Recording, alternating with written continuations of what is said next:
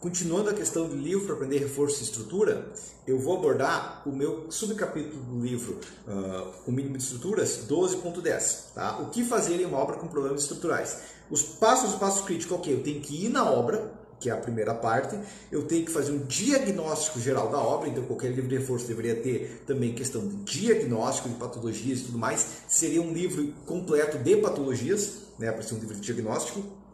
Ok? Próximo teria que ter medições e anotações, como um todo. Eu tenho que unir as informações do projeto estrutural. Eu tenho que fazer o planejamento completo dessa reforma, ser um livro também sobre planejamento de obras. E aí eu tenho que iniciar o projeto. Então agora que a gente fez tudo isso, a gente vai começar o projeto. Então, por isso eu falei, um livro de reformas realmente completo teria que ter no mínimo 5.000 páginas. Tá? Para ele ser um livro adequado e decente que sirva sozinho para reformas. Tá? Por isso que não existe. Se eu remover uma parede não estrutural de uma reforma, serei responsabilizado pela obra toda? A resposta é sim, porque você que meteu o dedo por último. Ok? Você forneceu uma RT, você está dizendo que aquela obra está de pé, porque uma vez sempre que você faz um serviço, ou você está seguindo um projeto de outra pessoa, ou se você está assinando um projeto, você está garantindo que aquilo lá é estável, que é seguro. Okay? Ah, mas eu não sei quem fez o projeto original. Pior ainda, né, porque você está modificando uma obra. Tá? Ah, mas eu só não eliminei nada estrutural. Aí vem a questão. Quando você está fazendo uma reforma, você deve verificar se a obra é estável antes, durante e depois. Né? Mesmo que não seja obra sua. Tá? Isso é questão básica. Tá? Agora, por que você está se preocupando? Basicamente porque você acredita que tem uma chance dessa obra cair. E por que você acredita que tem uma chance dessa obra cair? Porque você não analisou ela, não verificou, ou você sabe que ela está subdimensionada. Então, na verdade, você tem um motivo excelente para dimensionar urgente isso aí e já aplicar um reforço. Porque afinal, essa obra não tem segurança nenhuma. Vamos transformar isso para medicina e ver como essa pergunta é maluca, tá? Um médico pergunta: se eu receitar aspirina para o meu paciente e ele sangrar e ter uma hemorragia e morrer, ele está sangrando ali, eu vou receitar uma aspirina e se ele morrer, é culpa minha? Né? Porque a aspirina fina, o sangue e tudo mais pode piorar a hemorragia? A questão não é essa, a questão é: se o paciente está sangrando e tem risco de hemorragia, por que ele não está sendo tratado para isso? Ok, mesma coisa. Se uma obra não tem segurança nenhuma, por que ela não está sendo reparada? Ok? Tá? Um carro está pegando fogo. Eu penso, será que eu estou pensando em pintar esse carro? Estou fazendo um retoque da pintura. Estou pensando em, quem sabe, eu vou colocar, sei lá, um aerofólio no carro que está pegando fogo. Não, eu tenho que consertar uma coisa para garantir que vai ficar de pé primeiro. O paciente tem que ficar de pé, uma obra tem que ficar de pé. Essa é a questão. Depois a gente pensa em questão. Como você calcula o valor da carga de atrito nos apoios de uma ponte? Por exemplo, no caso tem uma ponte, ela está apoiada em neoprene. Como saber a força de atrito horizontal? Bom, a força de atrito vai ser gerada pela retração ou expansão da ponte. A questão é, eu vou trabalhar com neoprene de espessura suficiente para que essa força seja inferior à frenagem. Então a questão é, eu vou modificar o projeto até eu chegar num valor de atrito gerado pela retração máxima igual da frenagem. E se eu fizer isso, eu garanto que, já que eu vou ter que te ensinar para resistir à frenagem de qualquer maneira, que eu não tenho que te ensinar para uma carga maior que essa. E a carga de frenagem é 25% da carga distribuída geral, igual tá no NBR 788. Então você ajusta a espessura do neoprene até atingir esse valor. Quais recalques admissíveis podemos adotar para fundações de tanques e silos? Na verdade, qualquer obra a gente vai ter como base o 25 mm do Terzag, que é o critério inicial de falha de uma fundação, quando ela deforma 25 mm, ok? Dividido pelo coeficiente de segurança. Então, na prática, a gente vai esperar aí em torno de 1 centímetro de recalque natural de uma fundação carregada. Agora, o crítico não é recalque diferencial, porque se um silo afundar 5 centímetros reto, não vai ser um problema. Né? O problema é que se um silo afundar 5 centímetros em outro lugar, ele pode afundar só 2 do outro, pode afundar 0 do outro, e aí ele tombar. Né? E daí o critério que a gente vai ter, no caso de reservatórios, a gente tem esse critério bem definido, é o L sobre 200, ou seja, se um silo tem 20 metros de altura, dividido por 200, ele pode ter um desaprumo no máximo de 10 centímetros. Até que ponto ter uma base matemática forte pode auxiliar no aprendizado de engenharia de estruturas? A questão é, você tem que entender os conceitos. Isso que é a questão crítica. Tá? Você não precisa saber as fórmulas decoradas de integral. Não, você tem que entender que integral é o cálculo da área de uma curva, ok? Isso que é a questão. Então, você tem que entender os conceitos. Você não precisa calcular uma matriz de 8 por 8, você tem que entender como ela é dimensionada, ok? Essa é a questão. Então, o que vai ajudar é entender o conceito. O que não vai adiantar de nada é decorar a fórmula. Okay? Decorar a fórmula, você fazer conta complicada, sem entender não adianta de nada. Apertar botão no papel não adianta de nada. Adianta entender os conceitos, ok? E é extremamente crítico para evitar aquelas maluquices, né? Já tem uma pergunta, né? Tem vídeo de manhã sobre isso, né? Ah, por que uma estrutura com 2 apoios não é estática? Tá? Que é uma questão básica que deveria saber, que vem da base de estática. O que acarreta a mudança de seção no meio do pilar? Que você vai ter que redimensionar essa região e dimensionar o pilar de cima com a seção menor, o pilar de baixo com a seção menor e a ligação, como que você vai transmitir os esforços. Se o eixo das peças não bater, você tem que pensar em como que você vai equilibrar e recentralizar também os esforços. Mas, tecnicamente é possível, só tem que ter um motivo muito bom para fazer isso, porque vai ficar mais complicado e mais caro. Não deveria ter uma abordagem de norma para obras do tipo térrea a que não atende toda a 6118. Deveria, né? Só que o problema é que escrever de novo o que já tem na 15575 é complicado, né? Porque já tem uma norma disso. O problema é que a maioria dos engenheiros se forma engenheiro civil de obra de concreto armado, né? Que só lê a 6118. Nossa, por que será que a norma é 6118 se não existe nenhuma outra? Por que não é norma 1? Porque existem outras.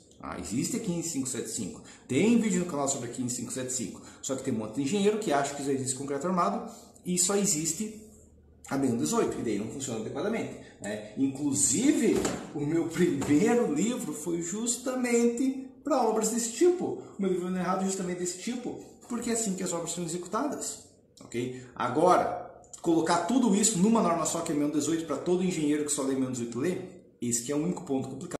A armadura das quinas, no caso do vendaria estrutural, é calculada ou parametrizada? Ela deve ser dimensionada dentro do projeto.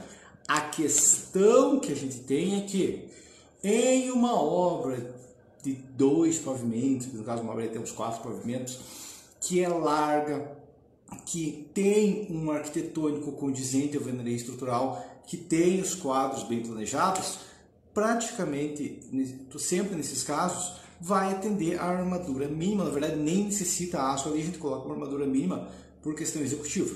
Tá? Agora, quando começa a ir para uma obra mais alta, uma obra mais esbelta, uma obra mais complexa, arquitetônico complexo, entre outros fatores, aí essa armadura começa a ser mais crítica. Tanto se você ver prédios altos, muitas vezes você vai ter em cada quina crítica de contraventamento, né, sei lá, 5, 6 ferros de 20 milímetros, todos furos grauteados e tudo mais, porque tem flexão pesada do vento. Tá? Mas em obras baixas realmente é a armadura mínima.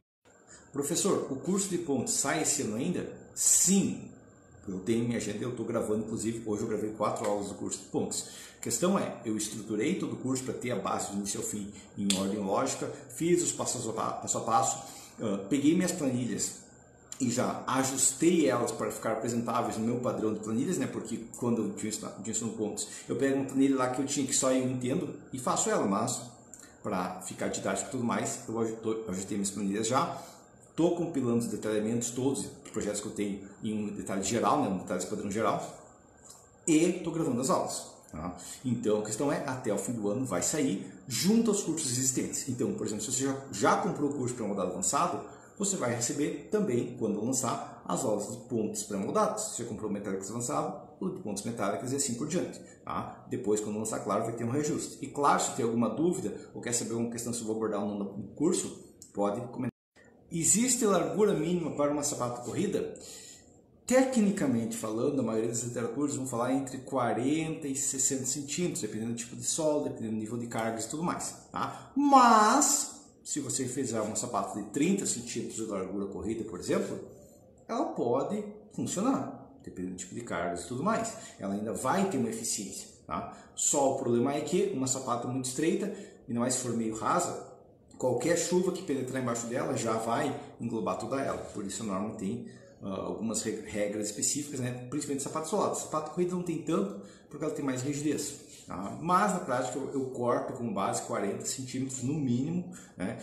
E se for um solo arenoso, eu recomendo já 50 centímetros. Tá? Mas não existe um normativo específico dizendo esse é o mínimo obrigatoriamente numa sapata que não é isolado, beleza? No caso anterior do ar-condicionado a ser instalado em uma laje, pendurado em uma laje, precisa fazer algum reforço na laje? A questão é, a laje foi preparada e foi dimensionada de maneira a resistir esse ar embutido, ou seja, a carga do ar-condicionado já está inclusa nisso, tá? Porque senão você está colocando uma carga adicional, você deve verificar se precisa de reforço. Ah, precisa fazer reforço? Sim ou não? Não tem como saber, tem que fazer uma verificação. Talvez a laje ainda tenda. Depois, no caso, modificando a posição, você consegue fazer tender. Mas a maneira que você vai descobrir é, se a carga já está aplicada, pode instalar tranquilamente. A carga já foi pensada no projeto estrutural. Se ela não foi, vai ter que fazer algum reforço. Agora, qual reforço vai depender do quanto vai ser necessário a mais de aço e aí tem que dimensionar para saber.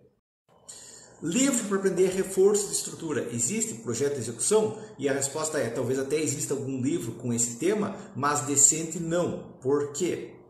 Bom, vamos imaginar um reforço simples. Eu tenho uma obra de alvenaria estrutural, um prédio de 3 pavimentos, onde o cliente quer demolir a parede e para garantir que a estrutura resista, quer colocar uma viga metálica. Então, um livro decente deveria abordar o dimensionamento dessa viga metálica, ele deveria abordar o dimensionamento da laje que essa viga metálica tem que suportar, ele deveria abordar o dimensionamento da alvenaria estrutural, né? Teria que refazer o dimensionamento da alvenaria como um todo, porque vai modificar o comportamento do prédio inteiro quando tira uma parede inteira da obra, ok? Consequentemente, a gente já tem um livro que tem que abordar no mínimo 3 sistemas estruturais para algum tipo de reforma. Tem só um tipo de reforma? Não, tem dezenas de tipos de reformas e reforços. Então, será um livro de pelo menos umas 5.000 páginas para ser decente. Tá? O que eu vou te recomendar é um livro mínimo de estruturas que eu apresento a base e como você pode crescer nisso. Mas um livro ar-condicionado embutido, fixado na laje. Aqui eu estou imaginando que você tem um ar-condicionado embaixo da laje. Porque você falou, como considerar carga de tração na laje?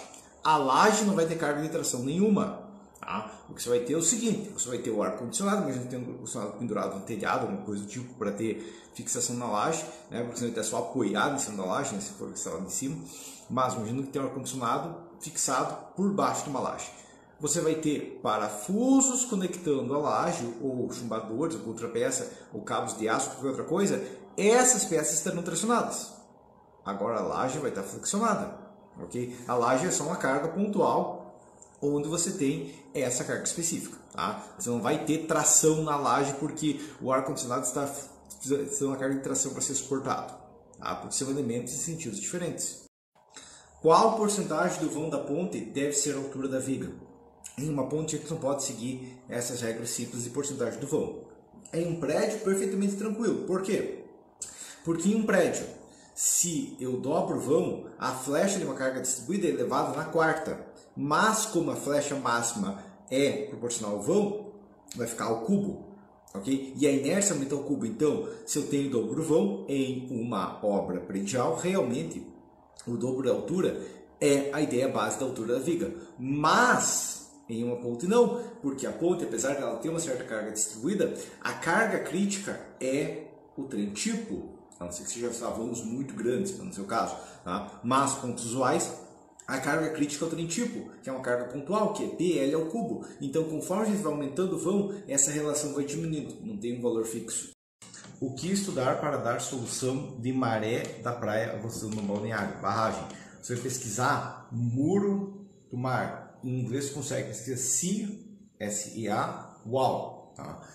Que basicamente é a maneira que se usa para impedir da água entrar. Só que a gente tem que separar em duas coisas. Primeiro, a gente tem que separar em impedir ondas de passarem, né? E a gente tem que impedir também o nível da maré, se for muito elevado, mesmo sem ondas. Ok? Tem que separar os dois. Tá? A questão crítica é você precisa de uma barreira alta, com uma geometria adequada, não vamos fazer um muro reto, porque reto é mais fácil, tá? Mas com uma geometria adequada para ela mandar de volta as ondas, reduzindo a força das ondas. Okay? Essa é a questão, e claro, você tem que ter ela por todo o contorno da região com baixo nível, próximo ao nível da água.